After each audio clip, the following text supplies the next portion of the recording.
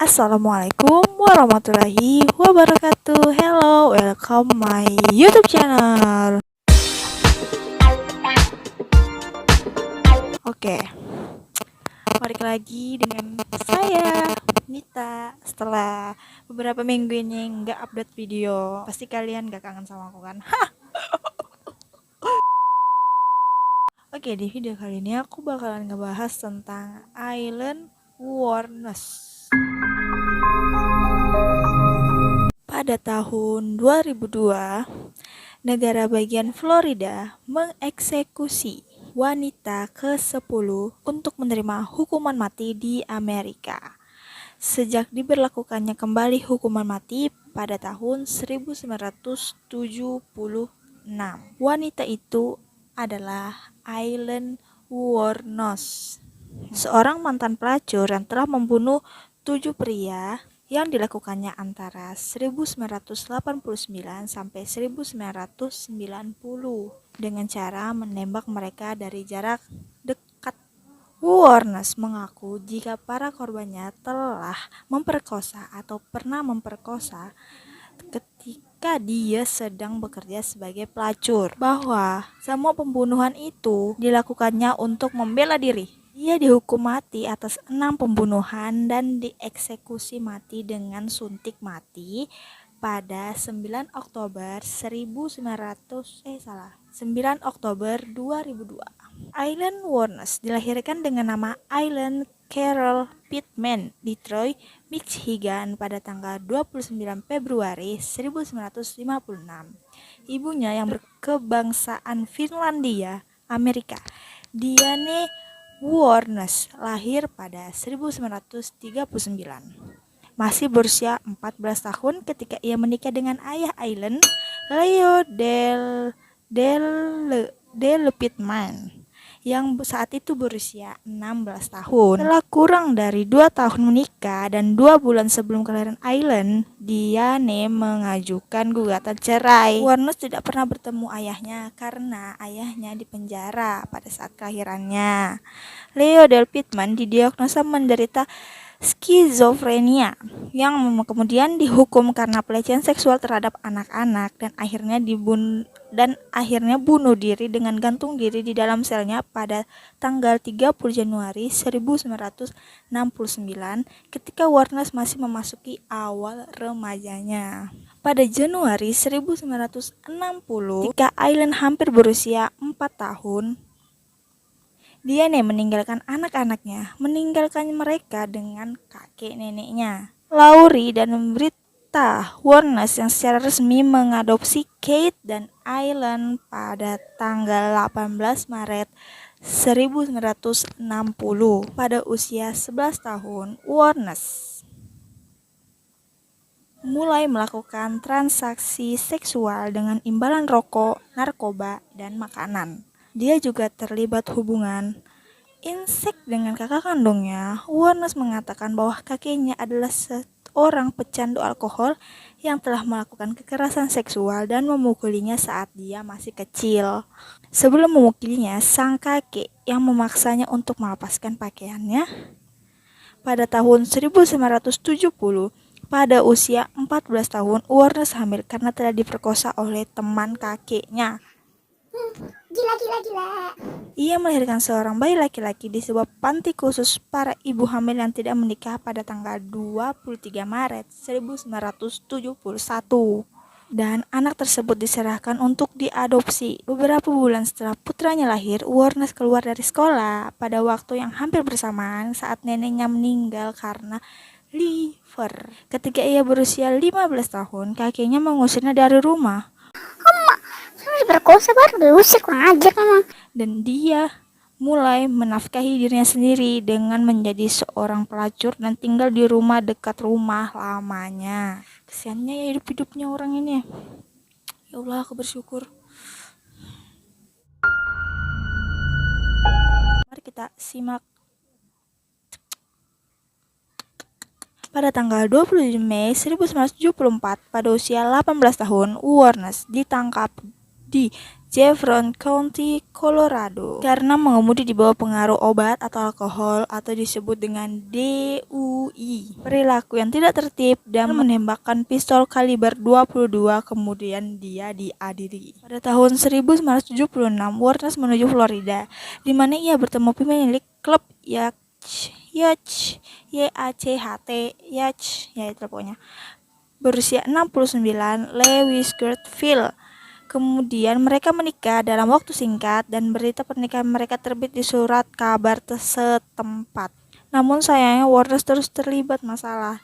Dia sering meninggalkan rumah yang dia tinggali bersama Phil untuk berkunjung ke sebuah bar lokal ketika dia sering berkelahi. Dia juga menganiaya Phil yang kemudian diklaim Phil jika Warnes memukulnya dengan tongkatnya sendiri. Akhirnya, suaminya yang lanjut usia terpaksa melaporkannya dan memaksa Warnes untuk kembali ke Michigan pada Juli 1976 untuk mengajukan pembatalan pernikahan mereka setelah hanya 9 minggu menikah. 9 minggu. 2 bulan. Iya.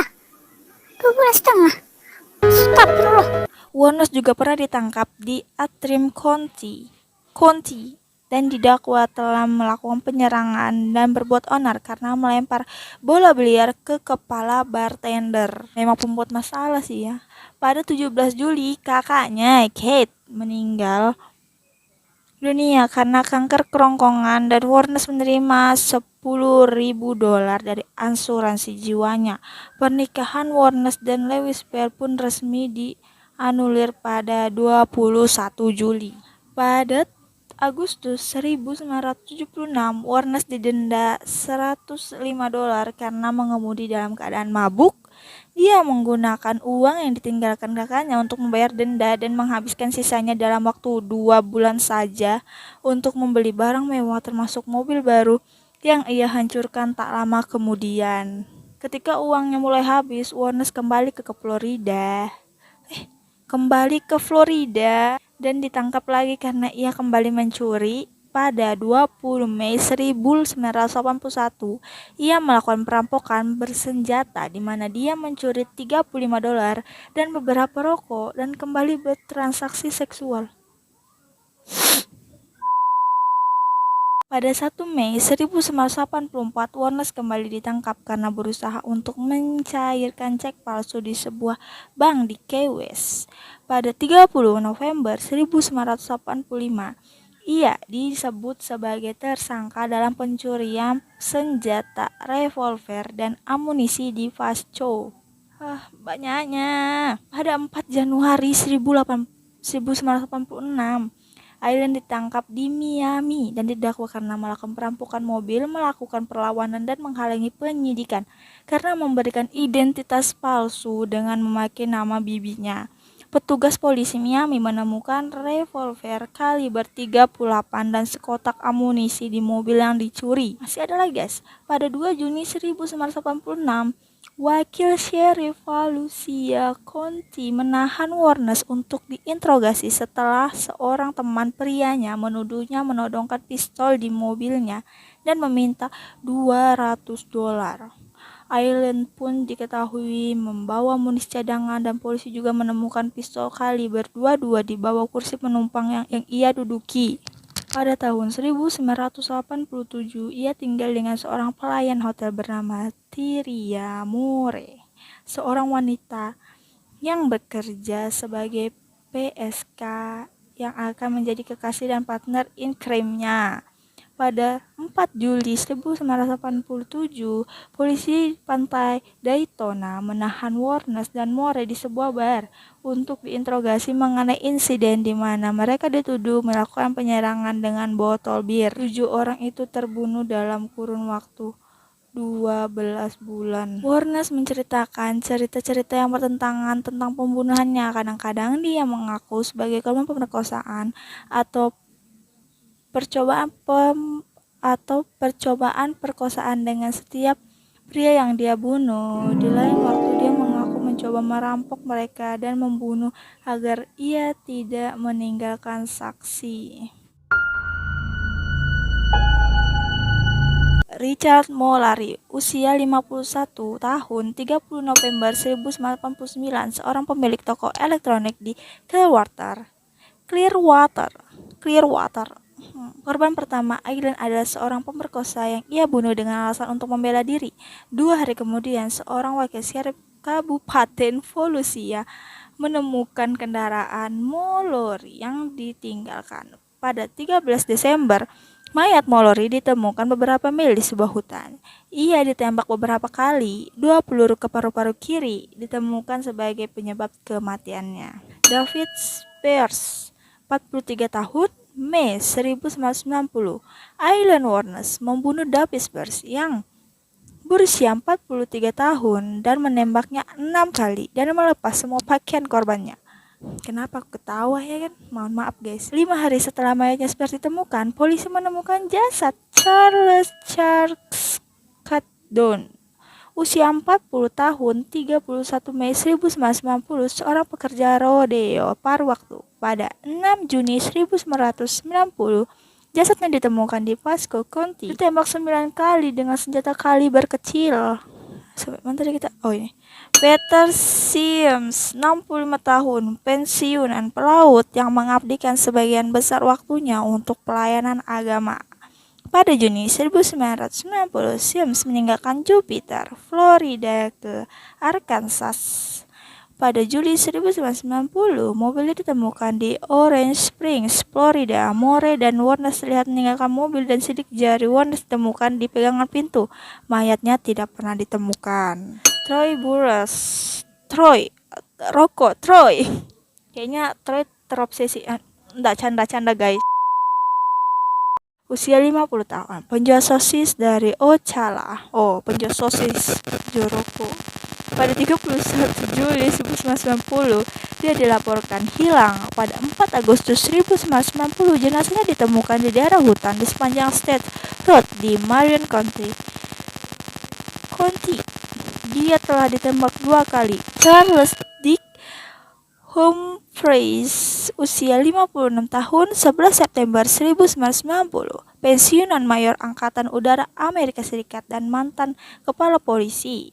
Pada 12 September 1990, jasadnya ditemukan di Marion County. Dia berpakaian lengkap dan telah ditembak 6 kali di kepala dan di dada. Mobilnya ditemukan di Suwannee County. Walter Geno Antonio, 62 tahun, pengemudi truk penjaga keamanan. Pada 19 November 1990, jenazah Antonio yang nyaris telanjang ditemukan di dekat jalan logging terpencil di Dixie County. Dia telah ditembak 4 kali. 5 hari kemudian mobilnya ditemukan di Brevard County. Jadi semua itu mobilnya diambil ya guys, baru ditaruh aja gitu. Supaya apa sih dia kayak gitu? Supaya apa? Jelasin sama aku. Jelasin. Hah?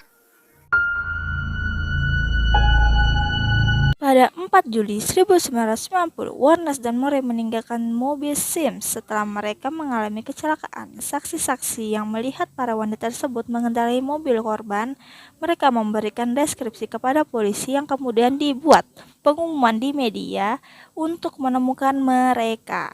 Polisi juga menemukan beberapa barang milik korban di Pegadaian dan mengambil sidik jari yang cocok dengan ditemukan di mobil para korban. Wuornos memiliki catatan kriminal di Florida dan sidik jarinya ada di file. Pada tanggal 9 Januari 1990, Wuornos ditangkap di The Last Resort, Volusia County. Polisi menemukan Moore pada hari berikutnya di Scranton, Pennsylvania. Moore setuju untuk membantu polisi menjadi saksi semua yang dilakukan Moore dengan imbalan kekebalan dari tuntutan. Moore kembali bersama polisi ke Florida, di mana dia ditempatkan di sebuah motel. Di bawah pengawasan polisi, dia berulang kali menghubungi Wuornos, kemudian memohon bantuan untuk membersihkan namanya. Di setiap teleponnya, Moore berpura-pura seolah takut kalau polisi akan menyalahkannya atas semua pembunuhan. Dia memohon Wuornos untuk mengulang kembali cerita tentang pembunuhan itu kepadanya untuk meluruskan cerita mereka. Setelah 4 hari berulang kali melakukan panggilan telepon, pihak kepolisian akhirnya memiliki bukti yang mereka butuhkan untuk menangkap Wuornos untuk kasus pembunuhan. Wuornos menghabiskan seluruh tahun 1991-nya di penjara sambil menunggu pengadilan dimulai. Selama waktu itu, More sepenuhnya bekerjasama dengan jaksa dengan imbalan kekebalan hukum. Dia dan Aileen Wuornos sering berbicara melalui telepon dan Wuornos tahu jika kekasihnya telah menjadi saksi bagi negara. Tapi ia tidak marah karena ia ingin melindungi kekasihnya tersebut.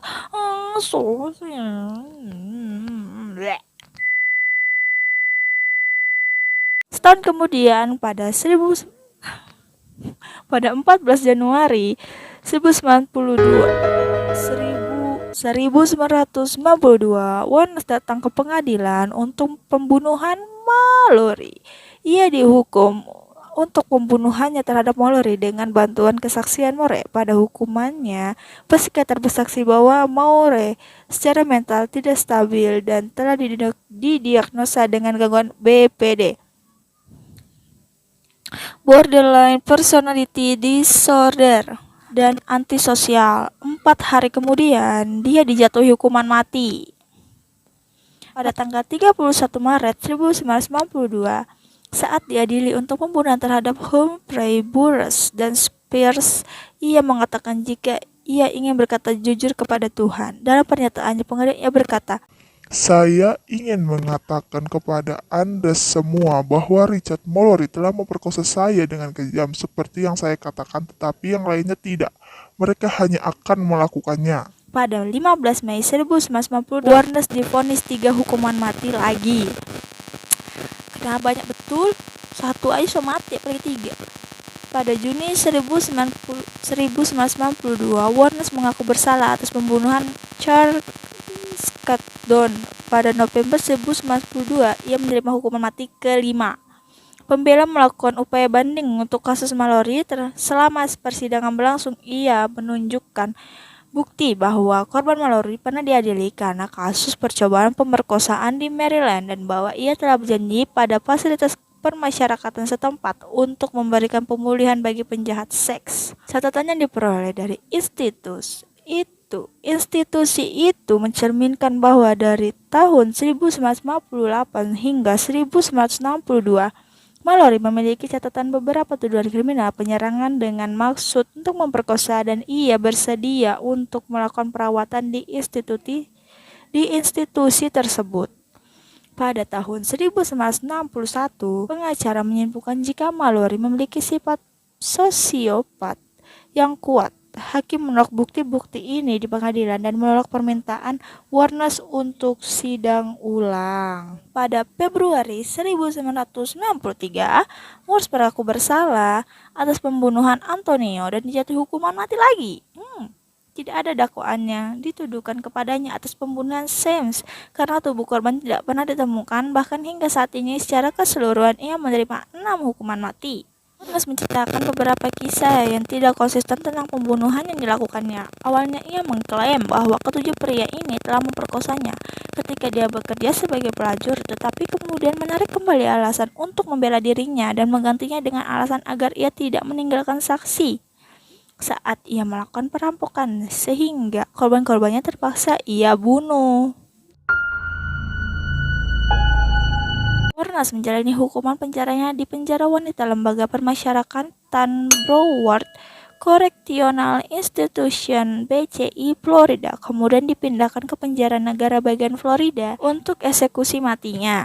Permohonan bandingnya di Mahkamah Agung Amerika Serikat ditolak pada tahun 1996.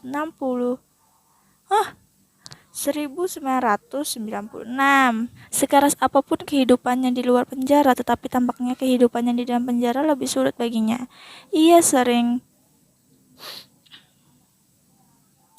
Sakit tenggorokanku. Ia mulai sering memberontak dan berpikir macam-macam. Wuornos memiliki keyakinan jika makanan yang telah diberi kotoran, diludahi, ataupun telah diberi air seni. Dia berulang kali melakukan mogok makan karena dia menolak untuk makan makanan yang disiapkan. Ia memiliki keyakinan jika staf penjara dan narapidana lain telah berkomplot melawannya. Dia juga mengatakan kalau dirinya telah mendengar percakapan para petugas penjara yang menurutnya tengah berusaha membuatnya depresi agar dirinya bunuh diri sebelum dieksekusi dan ingin memperkosanya sebelum dieksekusi. Kenapa sih dia? Kenapa sih? Dia juga mengeluh tentang borgonya yang ketat, sering menendang pintu, memeriksa jendela, mengeluh karena tekanan air yang rendah, jamur di kasurnya, dan cat color. Warnes mengancam akan memboikot kamar mandi dan nampan-nampan makanannya ketika petugas tertentu yang dianggap tengah mengincarnya sedang bertugas. Pengacaranya menyatakan bahwa kliennya hanya ingin mendapatkan perlakuan yang layak dan manusiawi sampai hari dia dieksekusi. Warnes mengajukan petisinya pada 2001 ke Mahkamah Agung Florida. Ia menyatakan keinginannya untuk memecat penasihat hukumnya dan membatalkan semua banding yang tertunda dan membiarkannya mewakili diri sendiri di pengadilan. Ia menulis surat pernyataan. Isinya guys, isinya. Aduh, bahasa Inggris lagi. Aku sebut bahasa Indonesianya ya. Aku telah membunuh orang-orang itu, merampok mereka sedingin es, dan aku akan melakukannya lagi. Tidak ada alasan atau apapun juga untuk membiarkanku tetap hidup, karena aku nanti akan membunuh lagi. Aku benci merengek, aku mau mendengar ucapan-ucapan dia. Ini gila. Aku sudah berulang kali. Aku sudah mengevaluasi berkali-kali. Aku kompeten, waras, dan aku sudah mencoba mengatakan yang sebenarnya. Aku benci manusia dan aku akan membunuh lagi. Sementara pengacaranya berpendapat bahwa dia tidak kompeten secara mental untuk membuat pernyataan seperti ini. Warnes bersikeras bahwa dia tahu apa yang dia lakukan dari psikiater yang telah ditunjuk pengadilan setuju. Pada minggu-minggu sebelum eksekusi, Warnes memberikan serangkaian wawancara kepada seorang Bill Marker Bromfield. Dia mengamalkan jika dirinya dibawa pergi untuk bertemu Tuhan dan Yesus dan para malaikat dan apapun itu yang ada di luar sana. Dalam wawancara terakhirnya, dia sekali lagi menuduh bahwa dipikirnya telah disiksa di BCI, lapas tempatnya di penjara, dan pikirannya telah dihancurkan oleh sonic pressure, keracunan makanan dan pelanggaran lainnya yang buruk, dan menurutnya bertujuan untuk membuatnya tampak gila dan membuatnya gila, dan juga berteriak di depan orang yang mewawancarainya. Jadi, itulah cerita hidup, kejahatan, dan eksekusi dan hukuman matinya Aileen. Segitu dulu video dari aku. Makasih yang udah nonton. Makasih telah menunggu video-video aku. Tunggu lagi video-video selanjutnya. Aku nggak tahu aku bakalan update itu 1 minggu sekali atau 2 minggu sekali kayak kemarin. Tapi terus tonton video aku. Jangan lupa like, comment, subscribe, aktifin loncengnya biar kalian tahu kalau aku update video terbaru. Bye bye, see you next time. Love you guys. Assalamualaikum warahmatullahi wabarakatuh.